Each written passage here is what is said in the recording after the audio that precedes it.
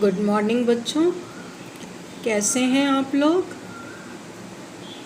पढ़ाई थोड़ी चल रही है। तो आज हम लोग एक नया गद्य का लेसन शुरू करेंगे जिसका नाम है लखनवी अंदाज। ठीक है, मैंने आपको पढ़ने के लिए भी दिया था, कल पढ़ा होगा आपने। ये एक कहानी की तरीके से है और इसके राइटर हैं, लेखक हैं यशपाल जी। यशपाल हिंदी साहित्य के एक बहुत प्रसिद्ध लेखक हैं। तो इन्होंने ही ये चैप्टर लिखा है जिसका नाम है लखनवी अंदाज। तो पहले यशपाल जी के बारे में कुछ पढ़ते हैं। इनका जन्म 1903 में पंजाब के फिरोज़पुर छावनी में हुआ था। जगह का नाम है कैंट एरिया में। प्रारंभिक शिक्षा इन्होंने कांगड़ा में ग्रहण की और लाहौर के नेशनल कॉलेज से इन्होंने बीए किया। जब वहाँ नेशनल कॉलेज में बीए कर रहे थे, वहाँ उनका परिचय भगत सिंह और सुखदेव से हुआ। ये नाम तो आप लोग को पता ही होंगे। शहादत में इनका नाम तो बहुत ऊंचाई पर है ना। तो शहीद भगत सिंह हम कहते हैं, शहीद सुखदेव कहते हैं। तो उनसे उनका परिचय हुआ और इसीलिए ये क्रांतिकारी धारा से जुड़ गए। और इनकी मृत्यु हुई सन 1976 में, 1976। यशपाल की रचनाओं में आम आदमी के सरोकारों की उपस्थिति है। आम आदमी के सरोकारों से क्या मतलब है कि जो आम आदमी से संबंधित विषय हैं वो उनकी रचनाओं में दिखाई देते हैं। वे यथार्थवादी शैली के विशिष्ट रचनाकार हैं। यथार्थवादी शैली मतलब जो जैसा है उसको वैसे ही यथार्थ का वर्णन करना, कठिन यथार्थ का वर्णन करना, वो उन्होंने साहित्य में किया है। देखो बेटा, पहले क्या होता था कि जो कविताएं लिखी जाती थी ना, वो राजाओं पे, भगवान पे, इस तरह के विषय चुने जाते थे, या कोई सुपर हीरो, साहित्य इन चीज़ों पे हुआ करता था। ये धीरे धीरे बदलाव आया जबकि हम यथार्थवादी रचनाएं करने लगे। हमारे साहित्य में यथार्थ वास्तविकता को स्थान प्राप्त हुआ। फिर सामाजिक विषमता मतलब समाज में क्या विषमता है। विषमता मतलब ऊंच नीच का भेद, गरीब अमीर का भेद, जातिगत भेद, ये सब सामाजिक विषमता है। अमीर गरीब का भेद और राजनैतिक पाखंड का अर्थ होता है दिखावा। नेता लोग कहते कुछ हैं, करते कुछ हैं, आलोचना सबकी करते हैं। चाहे जो सही बात हो तो भी आलोचना करेंगे, गलत हो तब भी आलोचना करेंगे। और रूढ़ियों के खिलाफ उनकी रचनाएं मुख्य हैं। तो ये जो सामाजिक विषमता, राजनीतिक पाखंड और रूढ़ियों के खिलाफ लिखा है ना, इसका मतलब है कि इनकी रचनाओं के विषय इन 3 विषयों से ज़्यादा लिए गए हैं। उनके कहानी संग्रहों में ज्ञानदान, तर्क का तूफान, पिंजड़े की उड़ान व दुलिया, फूलों का कुर्ता उल्लेखनीय है। ये सब क्या है, इनकी रचनाओं के नाम। और उनका जो उपन्यास है झूठा सच, ये भारतीय विभाजन की त्रासदी का मार्मिक दस्तावेज है। इसका क्या मतलब है, भारतीय विभाजन की त्रासदी मतलब जब हमारा पार्टीशन हुआ था, हिंदुस्तान पाकिस्तान में बटा था। त्रासदी मतलब ट्रेजेडी, जो विभाजन की ट्रेजेडी थी उसका मार्मिक मतलब दिल को छूने वाला दस्तावेज है। क्लियर हुआ। उनका झूठा सच उपन्यास भारत विभाजन की त्रासदी का मार्मिक दस्तावेज है, मतलब उसमें बहुत अच्छे से पार्टीशन का दुख, पार्टीशन का कष्ट दिखाया गया है। फिर अमिता, दिव्या, पार्टी कामरेड, दादा कामरेड, मेरी तेरी उसकी बात, ये सब भी उनके प्रमुख उपन्यास हैं।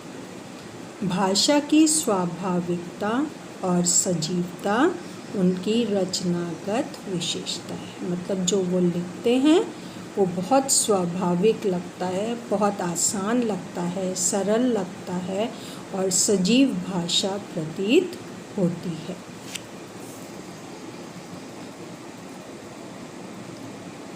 यूँ तो यशपाल ने लखनवी अंदाज व्यंग्य यह साबित करने के लिए लिखा था कि बिना कथ्य के कहानी नहीं लिखी जा सकती।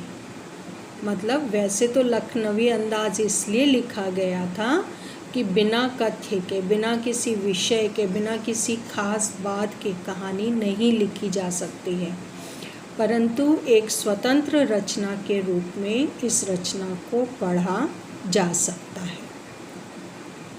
यशपाल उस पतनशील सामंती वर्ग पर कटाक्ष करते हैं। कटाक्ष करना मतलब उपहास करना, टॉन्ट करना, टॉन्ट समझते हैं ना, वही है कटाक्ष। कटाक्ष करते हैं जो वास्तविकता से बेखबर, मतलब सच्चाई में क्या हो रहा है इससे अलग रहता है और एक बनावटी जीवन शैली का आदी है। यहाँ आदि शब्द का क्या अर्थ है? आदि शब्द का अर्थ है हैबिचुअल, आदत होना। उसकी आदत है कि एक बनावटी जीवन शैली को अपनाए।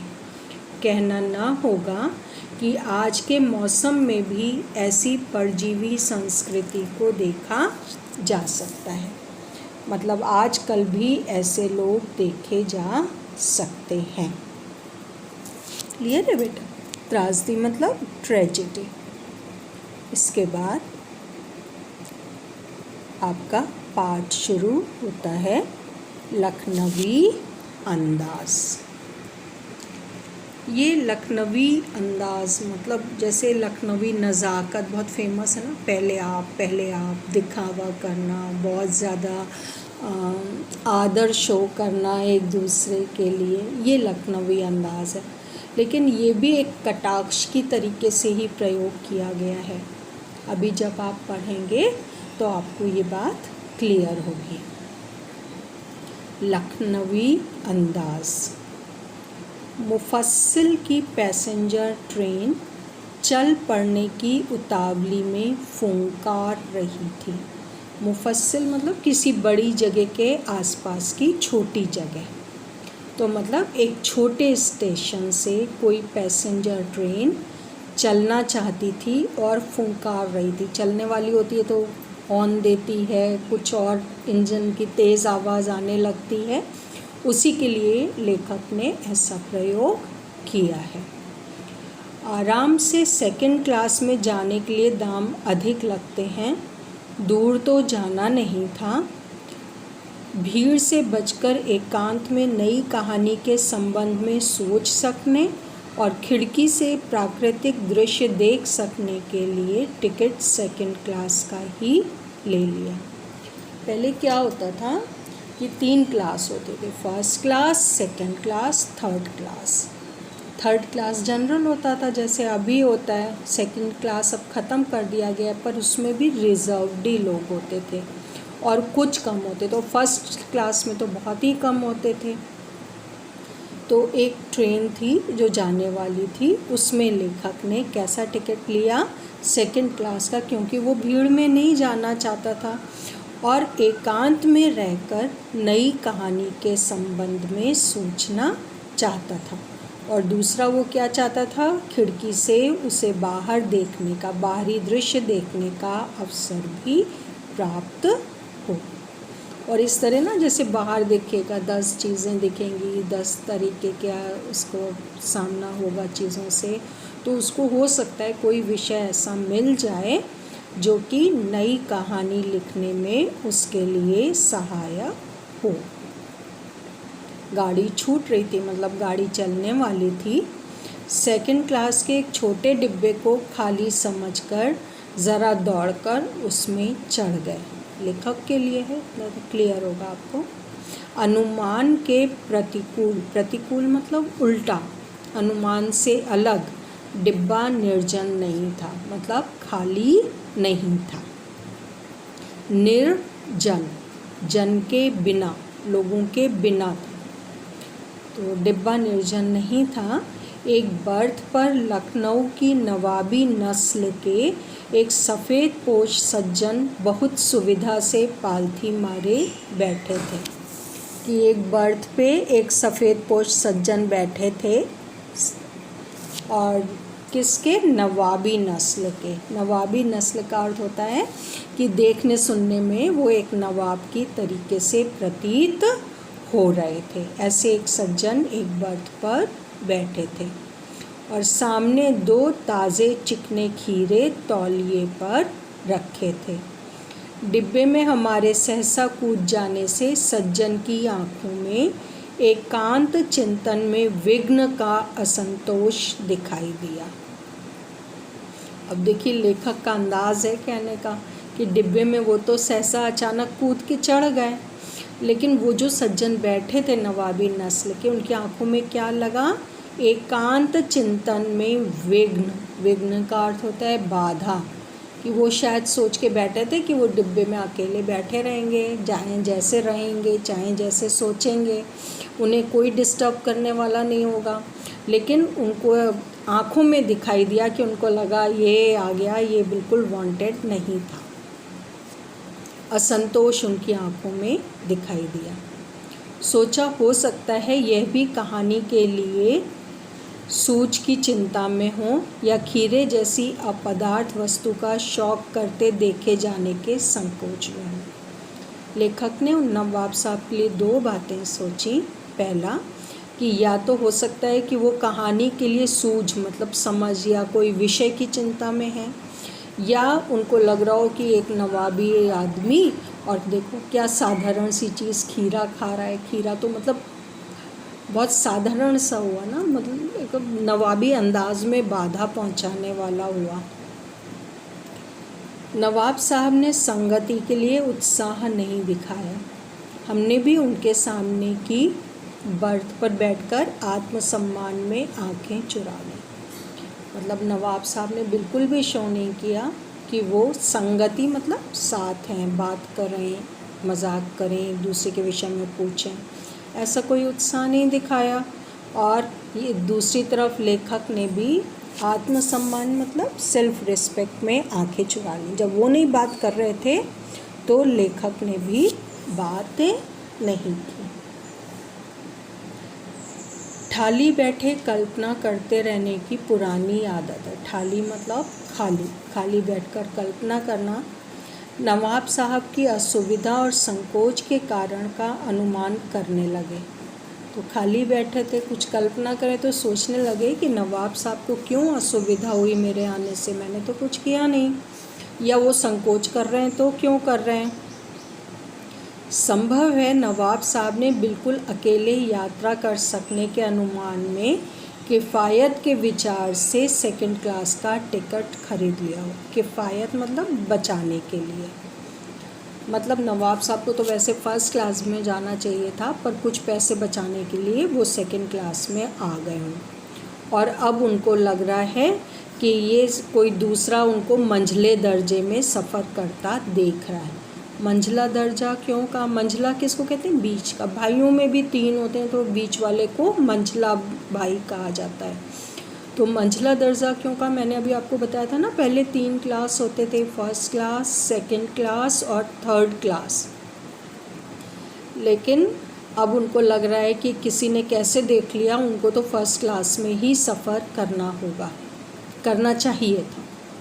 अकेले सफ़र का वक्त काटने के लिए ही खीरे खरीद लिए होंगे, और किसी सफ़ेद पोश के सामने खीरा कैसे, मतलब किसी दूसरे सज्जन के आगे वो खीरे जैसी साधारण चीज़ें कैसे खाएं। ये सब कौन सोच रहा है? लेखक सोच रहा है। किसके विषय में सोच रहा है? नवाब साहब जैसे दिखने वाले व्यक्ति के संदर्भ में, कि ये विचारधारा उनके मन में चल रही होगी। हम कनखियों से मतलब छिपकर नवाब साहब की ओर देख रहे थे।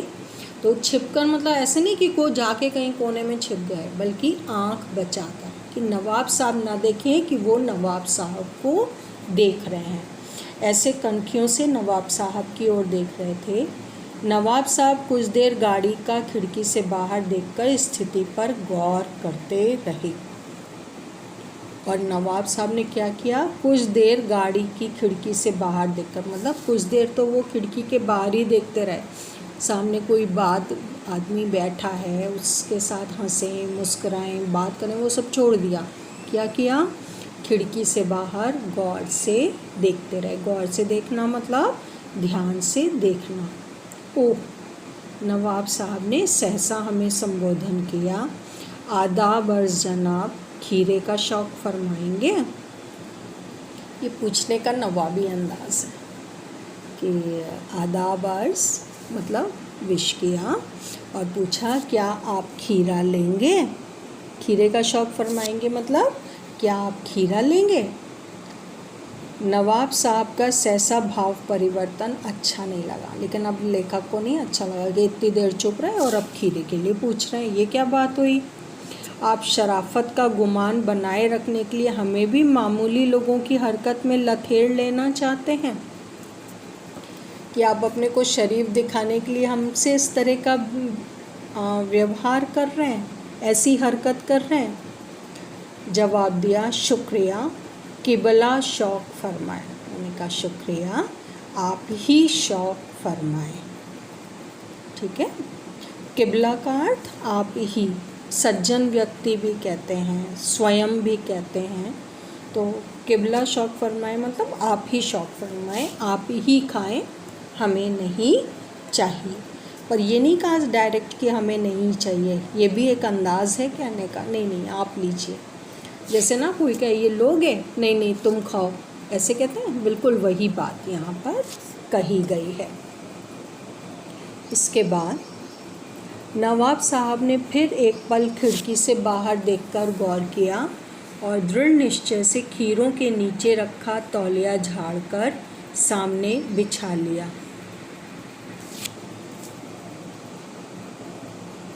नवाब साहब ने फिर एक पल खिड़की से बाहर देखकर गौर किया और दृढ़ निश्चय से खीरों के नीचे रखा तौलिया झाड़कर सामने बिछा लिया। सीट के नीचे से लोटा उठाकर दोनों खीरों को खिड़की से बाहर हाथ निकालकर धोया और तौलिए से पोंछ लिया। जेब से चाकू निकाला, दोनों खीरों के सिर काटे और उन्हें गोदकर झाग निकाला। गोदकर झाग निकालना आप सब अपने घरों में देखते होंगे ना, आप लोगों की मम्मी लोग करती होंगी, या कभी आपने भी किया होगा कि खीरे में ऐसे कट्स लगा करके उसको घिसा जाता है, जिससे कि उसकी कड़वाहट समाप्त हो जाए। फिर खीरों को बहुत एहतियात के साथ, एहतियात मतलब संभाल कर, छील कर फाँकों को करीने से तौलिए पर सजाते गए। फाँक किसको कहते हैं, काटने के बाद जो पीसेस हो जाते हैं ना, उनको, उसको लंबे आकार के जो होते हैं उनको फाँक कहते हैं। तो करीने से तौलिए पर सजाते गए।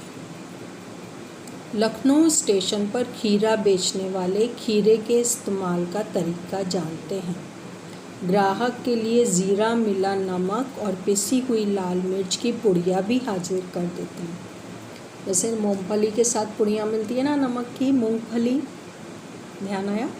ऐसे ही खीरे के साथ भी बेचने वाले जो खीरा खिड़की उसमें बेचते हैं, ट्रेन्स में वो पुड़िया में नमक भी देते हैं। और आप लोग देखते होंगे ठेलों पर जब बेचते हैं तो वो उसमें कट्स लगा करके नमक छिड़क करके तब दिया करते हैं, जो वैसा खाना चाहते हैं नमक वाला, उनके लिए। तो ज़ीरा मिला नमक और लाल मिर्च की सुर्ख नवाब साहब ने बहुत करीने से मतलब बहुत अच्छे से सजा करके खीरे की फांकों पर ज़ीरा मिला नमक और लाल मिर्च की सुर्खी बुरक दी। सुर्खी मतलब लाली। खीरे पर डाला तो ज़ीरा मिला नमक था और लाल लाल सी लाल मिर्च। उनकी प्रत्येक भावभंगिमा और जबड़ों के स्फुरण से स्पष्ट था कि उस प्रक्रिया में उनका मुख खीरे के रसास्वादन की कल्पना से प्लावित हो रहा था। मज़ेदार बात कही गई है ना। जैसे आप चाट के ठेले के पास खड़े लोगों को देखिए तो मुँह देखता है ना, जैसे खा ही रहे हों ऐसा फील करने लगते हैं।